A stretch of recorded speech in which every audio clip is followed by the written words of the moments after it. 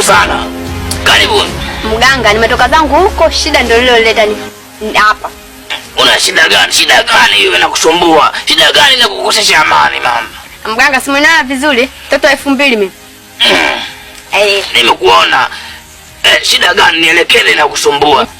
Mganga, simuona vizuri, mtoto 2000 mimi. Nimekuona mama. Na shida yangu hii moja. Nahitaji dawa mvuto. Yaani uko shuleni kila mwanaume ataniona awe anajigonga kwangu hadi walimu. Alafu nataka wanaume wenye hisi. Sawa sawa. Ila sasa nakwenda kukusaidia. Hebu simama kwanza. Simama tu. Usiogope, simama tu. Zunguka kidogo. Kizungushi tu tili tala.